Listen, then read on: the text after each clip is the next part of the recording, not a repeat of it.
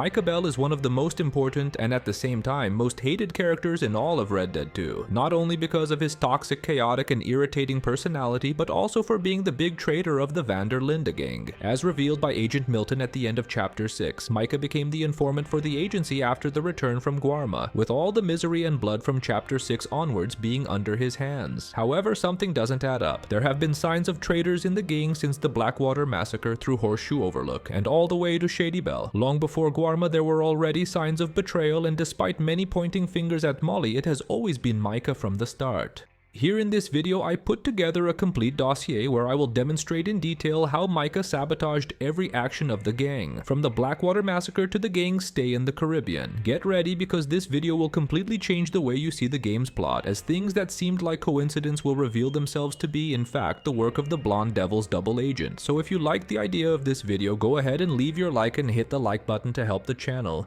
Before I start showing the signs of Micah's betrayal, I would like to explore a very little debated topic in the community: the reason why Micah started betraying the gang, because as I will show in this video, Micah was already betraying since the Blackwater ferry heist, even before the game started. To understand this, we will have to go back to the final part of the mission, Blessed Are the Meek, when we have a dialogue with Micah right after the escape from the authorities. At one point in the conversation, Arthur asks what was all that about, and asks where Micah knew Skinny from, and then comes a revealing answer. Who was that fella? Skinny? Yeah, we ran together for a while. Did a bank job down south. Didn't end well. I saw how it goddamn ended. He was gonna let me hang. I'm starting to wish I had. As we can hear, Micah was Skinny's partner. At some point before 1899, the two orchestrated a bank robbery in the south that went wrong. But here's the question: if the robbery went wrong, why are both Micah and Skinny still free? This is where the motivation behind Micah's betrayal starts to reveal itself: collaboration with the authorities. According to my theory, both Micah and Skinny escaped from jail because they struck a collaboration deal with the Pinkertons. We know that's exactly how Agent Milton operates. He offers collaboration deals to criminals in exchange for more valuable information. It's like giving up a small fish to catch a shark. So when capturing Micah, the agent would have proposed a deal: forgiveness for his crimes in exchange for something much more lucrative, infiltrating the most feared gang in the West to capture the shark Dutch Van der Linde. And that's exactly what he did, in a situation meticulously orchestrated by the agency. But that story I'll tell you more about later in this video. Now we need to go back to the beginning of it all, the Blackwater massacre. We start the game with the gang collecting the pieces from the failed ferry heist, which carried $150,000 from the local banks. The heist was a complete disaster. Interestingly, it started off well, with the gang easily getting their hands on the money. However, suddenly the situation changes. The gang is caught off guard by private agents from the Pinkerton National Detective Agency, who quickly arrive, outpacing even the response time of the Blackwater police themselves. And to top it off, the police headquarters was right in front of the port where the robbery took place. So this wasn't a coincidence. Somehow the agents knew that heist was going to happen and were ready to react. But the most interesting thing of all is the mastermind behind the heist. While Jose and Arthur were planning a more discreet scam in the city, it was Micah who presented the idea of robbing the ferry to Dutch. And worth remembering, at that point Micah was the youngest member of the gang. He had joined the gang just 6 months ago. The blonde met Dutch in a bar in Crensham Hill, where he saved the patriarch's life after a deal went wrong. Micah was in the right place at the right time and earned Dutch's trust and gratitude. But was this just a twist of fate, or something meticulously planned by the Pinkertons for Micah to infiltrate the gang? Everything involving Micah is surrounded by controversy and doubts. In fact, one of his first lines in the game already raises some suspicion. Back in the snow of Coulter, when we first meet Micah, it was already known that Davy Calander had died, as he fled injured with the gang and did not make it. However, with the other brother, Mac Calander, there was still hope. The gang believed he could still be alive, just like it happened with Sean, for example. But strangely enough, it is Micah who first suggests that maybe Mac was also dead. That's too bad. Davy was a real fighter. Both of them Calendar boys is, or was. Yeah, And Mac, Sean, we don't know. quite a business. Did Micah have an extremely sharp deductive power, or did he already know that the Pinkertons had killed Mac? Taking into account that days later Agent Milton himself reveals that he killed the man in cold blood. Another moment that raises suspicions occurs even in Chapter 1. Dutch sends Micah and John ahead of the caravan to explore the area and check if everything was safe ahead, but only Micah returns. John is found the next day with a dead horse, completely injured and staggering after being ambushed by a pack of wolves. Alongside Arthur, John is one of the oldest and most influential members of the gang. Did Micah take advantage of the opportunity to abandon John in the middle of danger, trying to get rid of one of the most respected men in the group? This possibility is not an exaggeration. As we'll see later on, Micah tried to do the exact same thing with Arthur on more than one occasion. With the Cornwall credit title stolen, the gang heads towards the Horseshoe Overlook, Vanderlinde Estate, during Chapter 2. This moment in the plot is one of my favorites, both for the region where the gang is located and for the absence of Micah at the camp. He's absent because Dutch sent him to explore the surroundings, taking along the young Lenny, the youngest and most inexperienced gunslinger in the gang. Along the way, Micah decides to detour to the small town of Strawberry, where a big commotion took place.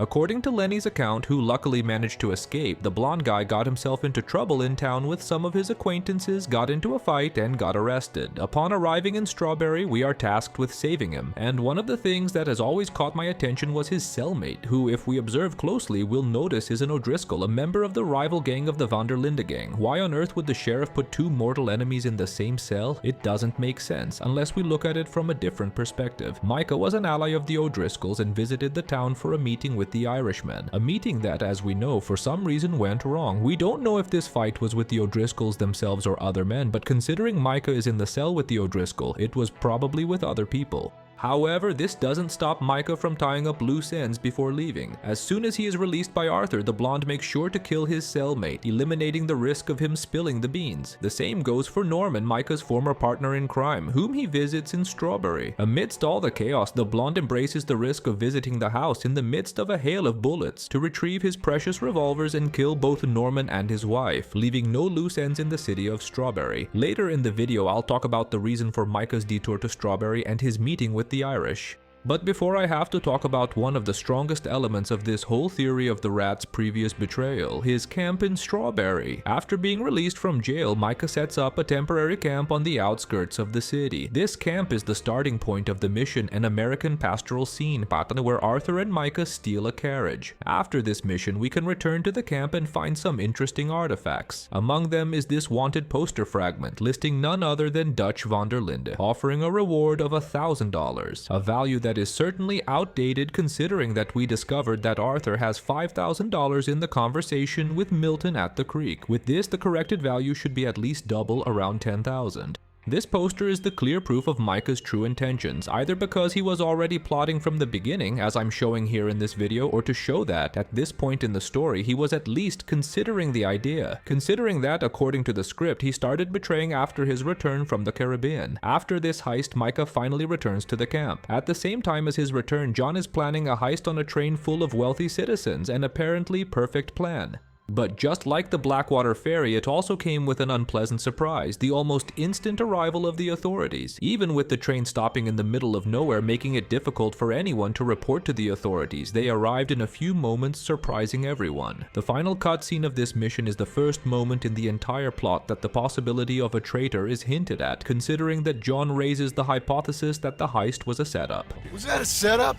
Law turned up real fast. I don't know. I don't think so. I'm starting to get nervous. Think they followed us from Blackwater? Maybe. They found me already near Horseshoe, but I think this lot was just locals. I hope so. I'm gonna head into Valentine, see if I can get something started there. Good idea. Either way, we should all go it alone right now. Arthur considers the possibility, but he is still skeptical about the situation. However, days later, what was a possibility is confirmed as a fact in a newspaper article. In the article, the entire crime is reported in detail, even including an interview with the sheriff who responded to the call. According to the man, the authorities were previously informed about the robbery, which allowed them to arrive in record time. The whole criminal operation of the gang in Chapter 2 had been successful until Micah arrived. After the arrival of the blonde man, the first criminal activity had already been compromised. Would this be just another coincidence or something meticulously orchestrated by Micah? Where there's smoke, there's fire. Proof of this is that at the same time Micah returned and the robbery was partially compromised, Agent Milton and Ross tracked down Arthur at the creek with Jack, and just like they did with Micah in the south, they offered a collaboration deal to Arthur. However, as we know, this deal was promptly refused. All of this leads us to the end of Chapter 2, where after all the commotion with Cornwall and Valentine, the gang is forced to disband, which leads the group to search for a new camp to settle in. The Patriarch's choice is Dewberry Creek, a suggestion from Micah Bell, which, according to the Devilish Blonde, would be a good camping spot. But as soon as we arrive at the creek, we find a location far from ideal for camping. Unlike the other camps, the area is extremely open, making the gang very vulnerable to attacks. Additionally, the location is a dry creek, which could make the area problematic in case of heavy rains, which could easily flood the camp. Now I ask you, why would Micah suggest such a bad location to Dutch to establish a base? Could it be a suggestion from Agent Milton passed on to Micah to facilitate an attack on the gang? Or just another of the many coincidences of fate, where Micah's choices lead to negative outcomes for the gang? Well, I'll leave that choice up to you. Opening Chapter 3, the gang set up camp at Clemens Point Peninsula, which, unlike the location suggested by Micah, was a strategic spot that greatly facilitates the gang's defense. In this chapter, there are few signs of Micah's betrayal, but despite being few, they are certainly the most damning so far. It all starts in the mission Blessed Are the Peacemakers. In the opening scene, Pearson reports that he found some O'Driscolls on the road to town. According to the sailor, who by the way is very honest and hardly ever lies, things were about to heat up when suddenly one of the Irishmen made a proposal to the cook. According to the man, Colm O'Driscoll would like to meet with Dutch to devise a truce between the gangs. This fact would be unprecedented, as since the disagreement years ago, the gangs have always been mortal enemies. Dutch, Hosea, and Arthur quickly realized that it would be a meticulously orchestrated ambush by the column to get rid of the leader of the Van der Linde gang. However, once again, the Patriarch gave in to Micah's desires. Throughout the scene, we see the blonde man pushing for the deal like never before, saying it would be an opportunity to ease the pressure on the gang. It's a bit strange to hear, especially coming from a chaotic guy like Micah. This is the guy who literally massacred an entire town full of innocents just to get back his precious revolvers. To me, this kind of person wouldn't be very interested in a truce, especially against the O'Driscolls, whom the gang loves to mess with. To ensure that everything would go as expected, Micah suggested that Arthur stay at a distance with a sniper rifle, monitoring the entire conversation and surroundings to intervene in case things went wrong. Arthur was many meters away, well hidden from the Irish. However, as we know, during the conversation, Arthur was captured. Contrary to what the gang expected, the golden boy of the Van der Linde was the target, not his precious revolver. In the conversation with Colm and in the basement, the Irishman reveals that he has a deal with the authorities where he would hand over Dutch in exchange for freedom for himself and his gang. So instead of capturing Dutch himself, he chose the strategy of kidnapping his most valuable member, hoping that in an unprecedented act of altruism, Dutch would exchange his freedom for Arthur's. Just like he did with Micah and Arthur by the creek, Milton offered a deal of freedom to Colm, who, being the dirty man he is, promptly accepted. But once again, the Irish and Micah's plans went down the drain, considering that Arthur managed to escape and thwarted the duo's plans. However, at least for me, this mission is the cherry on top of the theory that Micah was betraying from the start. All of this becomes very clear when we look at the big picture. Milton, Micah, and Colm's plan would be to capture Arthur, as they actually did. Then they would exchange the golden boy of the gang's freedom for Dutch's, imprisoning the most wanted criminal in the American West.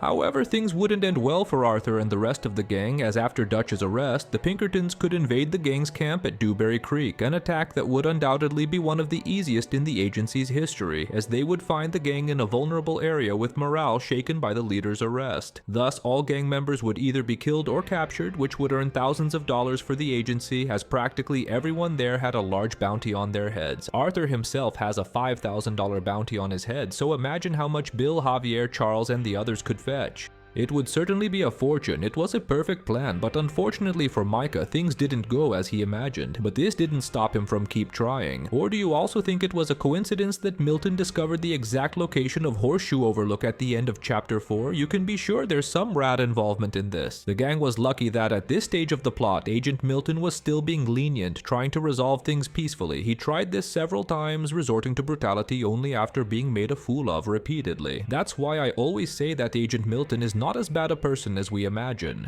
Moving on to Chapter 4, the gang is camped at Shady Bell, an old mansion on the outskirts of St. Denis. This chapter is undoubtedly the one with the least interference from the rat throughout the whole plot. However, there are at least two pivotal moments that are definitely worth mentioning. The first one is the carriage robbery, a missable camp activity. In it, we intercept a carriage full of money with Micah and Bill. However, what catches the attention is not the robbery itself, but the dialogues on the way to the ambush. In them, Micah emphasizes that the gang is carrying a lot of dead weight, referring to the women in the gang and to the men who do not carry weapons like Swanson, Strauss, Pearson, and company. According to the blonde guy, it would be better to have a leaner gang which would be more efficient. He then begins to question the loyalty of some gang members, especially John Marston. He says that John is rebelling against the leader, questioning every decision and choice made by Dutch. Furthermore, Micah recalls the 1-year period when John left the gang, treating this absence as betrayal and suggesting it could happen again. So here, Micah already started feeding Danch's head with paranoia that both John and Arthur were rebelling and would betray him. At this point in the story, the seed was still being planted, but as we see chapters later, Danch eventually buys into the idea. He starts believing that both Arthur and John are traitors, leaves John at the Sisika Penitentiary for an almost certain death, and abandons Arthur in the Native American attack on Cornwall's factory, turning his back on him in a moment of vulnerability and leaving him to die. Finally, still in Chapter 4, we have another subtle moment within the narrative that demonstrates that the Rat was betraying even before Guarma the robbery of the National Bank of Lemoyne. Just like what happened in the Blackwater Massacre, the Pinkertons knew in advance about the action, showing up at the bank's door just a few minutes after the robbery began. Furthermore, they also knew about the distraction orchestrated by Hosea and Abigail, who detonated an artifact on top of a city building, diverting the authorities' attention to another location. They knew Hosea's exact location, arrested him, and took him to the bank's door, where Milton made a strong statement that from now on things would be different. Now I want to open up a quote here. The proof that Micah revealed the location of Hosea and Abigail can be found in a removed mission from the game titled as IND2 in the files. In it, Arthur, Hosea, Abigail, and Micah would blow up a Cornwall refinery in the city. The mission would serve both to test the explosives and to test the response time of the authorities. However, for some reason, this preparation mission for the heist was removed from the final game, leaving only remnants of it in the files. Therefore, taking this removed mission into consideration, we have confirmation that Micah knew exactly how and where the distraction would be carried out. Finally, another standout element in this mission is the gang's attire. The entire Von der Linde gang is dressed in black and discreet suits, perfect for blending in with the crowd. The only exception is Micah, who is wearing a completely white suit that stands out from miles away, making it a terrible choice of clothing for anyone looking to go unnoticed. And that's precisely why this outfit was chosen.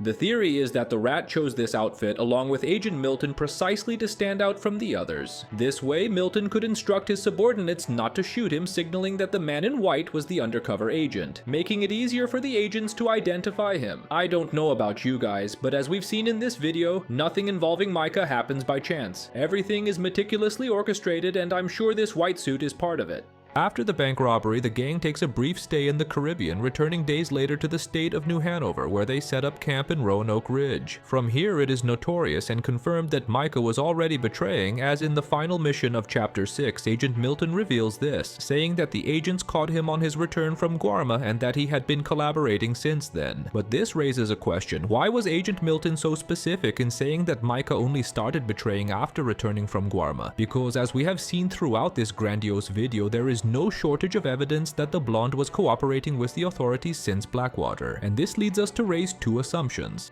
The first one is that Micah wasn't directly collaborating with the Pinkertons, but rather with local authorities. As you may know, the Pinkertons actually existed in American history. They were a private security and investigative agency that acted as a contractor for the United States government. Although they didn't have official police powers, they were often used as a kind of mercenary force, hired to deal with threats considered too serious for local forces. They had limited authorization to act, but they weren't technically a public police force. So up until Guarma, Micah could have been dealing with the Pinkertons through the police force, and with all the commotion of the bank robbery, the Pinkertons would have cut out the middleman and started dealing directly with him. The second hypothesis is even more interesting and perhaps even more believable. With the statement that Micah only started betraying after Guarma, Agent Milton was about to reveal that the gang had a second traitor, Abigail Roberts. However, as we know, the agent never had the opportunity to finish his sentence. He was interrupted by Arthur, who tried to grab his gun, and seconds later was shot by Abigail, who managed to free herself and deliver the fatal shot to the agent, thus protecting her identity as a traitor.